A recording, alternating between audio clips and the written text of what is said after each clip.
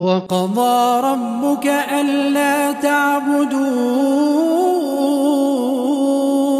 إلا إياه وبالوالدين إحسانا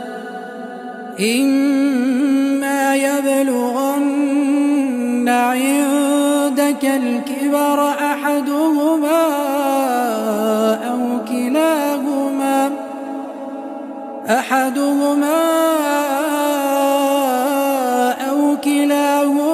فلا تقل لهما